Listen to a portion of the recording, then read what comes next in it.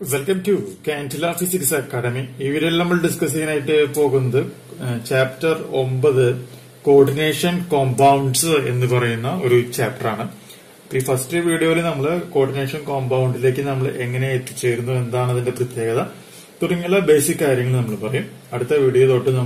explanation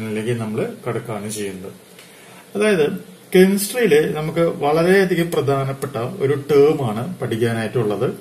ആ ടേമിനെ പറയുന്ന പേരാണത് molecular compounds എന്ന പേരിലാണ് അറിയപ്പെടുന്നത്. എന്താണ് പറയാ? മോളിക്യുലാർ കോമ്പൗണ്ട്സ് എന്ന പേരിലുള്ള ഒരു സംഗതിയുണ്ട്. അതെന്താണെന്നുള്ളതൊക്കെ നമ്മൾ വിശദമായിട്ട് നമ്മൾ പറയും. അപ്പൊ ഒന്നില്ലെങ്കിൽ അതിന് മോളിക്യുലാർ കോമ്പൗണ്ട്സ് എന്ന് പറയാം, അല്ലെങ്കിൽ പറയാവുന്ന മറ്റൊരു പേരാണ് എന്ത് എന്ന് പറയുന്നത് അഡീഷൻ കോമ്പൗണ്ട്സ് എന്ന് പറയുന്നത്.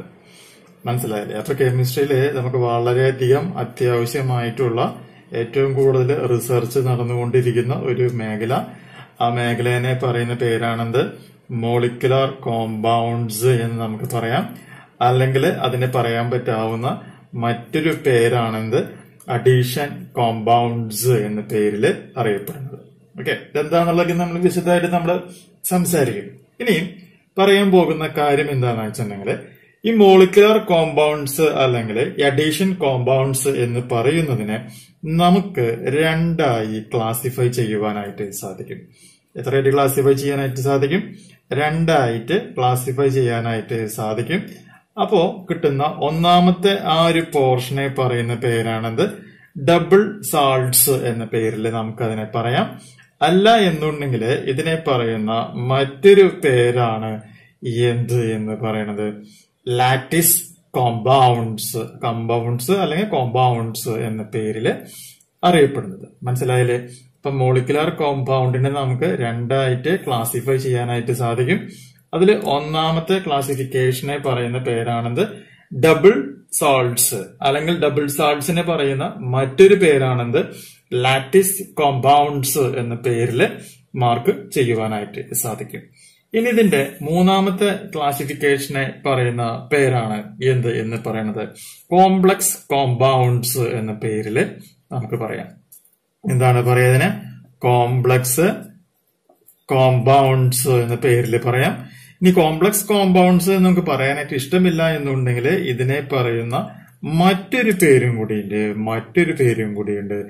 ആ പേരിനെ പറയുന്ന പേരാണെന്ത് കോർഡിനേഷൻ കോമ്പൗണ്ട്സ് എന്ന പേരിൽ അറിയപ്പെടുന്നു. അപ്പൊ നമ്മൾ പഠിക്കേണ്ട ചാപ്റ്ററിന്റെ പേര് അപ്പൊ ഇവിടെ വന്നു, എന്താണ് കോർഡിനേഷൻ കോമ്പൗണ്ട്സ്. പക്ഷെ ആ പേര് വന്ന വഴിയാണ് ഞാൻ ഇവിടെ ആദ്യമായിട്ട് നിങ്ങളുടെ മുമ്പിൽ പരിചയപ്പെടുത്തി തന്നിട്ടുള്ളത്. അപ്പൊ നമ്മൾ എന്താ പഠിച്ചത്? കോർഡിനേഷൻ കോമ്പൗണ്ട് എന്ന് പറയുന്ന ചാപ്റ്ററിലേക്ക് നമ്മൾ കടന്നത് എങ്ങനെയാണ്?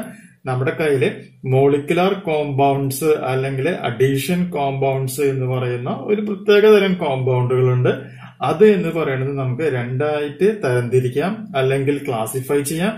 ഒന്നാമത്തേനെ പറയുന്ന പേരാണത് ഡബിൾ സോൾട്ട്. ആ ഡബിൾ സോൾട്ടിന് പറയുന്ന മറ്റൊരു പേരാണത് ലാറ്റിസ് കോമ്പൗണ്ട്സ് അല്ലെങ്കിൽ കോമ്പൗണ്ട്സ് എന്ന പേരിൽ പറയാം. ദെൻ സെക്കൻഡ് ക്ലാസിഫിക്കേഷൻ ആണെന്ത് കോംപ്ലക്സ് കോമ്പൗണ്ട്സ് എന്ന് പറയുന്നത്.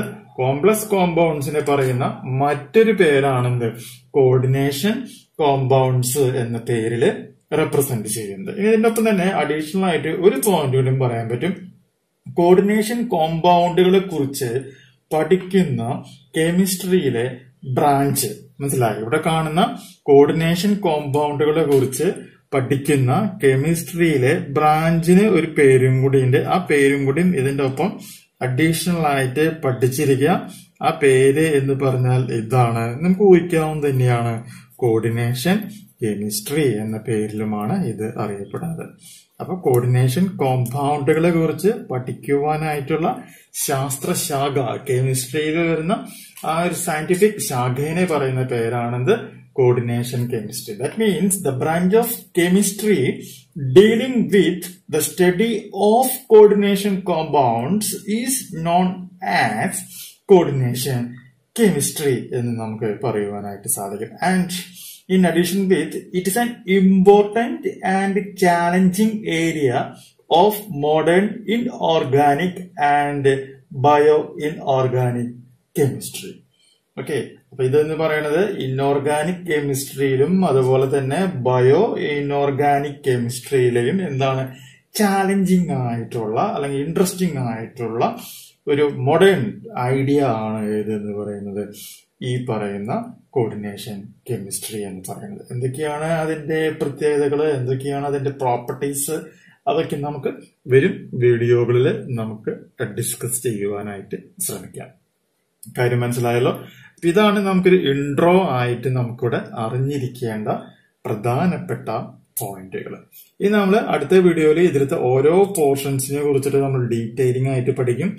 എന്താണ് മോളിക്കുലർ കോമ്പൗണ്ട്, എന്താണ് ഡബിൾ സാൾട്ട് അല്ലെങ്കിൽ ലാറ്റിസ് കോമ്പൗണ്ട്, എന്താണ് കോംപ്ലക്സ് കോമ്പൗണ്ട്സ് അല്ലെങ്കിൽ കോർഡിനേഷൻ കോമ്പൗണ്ട്സ് എന്ന പേരിൽ അറിയപ്പെടുന്നത്. വളരെ ഡീറ്റെയിൽ ആയിട്ട് തന്നെ നമ്മൾ പറഞ്ഞു പോകുന്നതായിരിക്കും.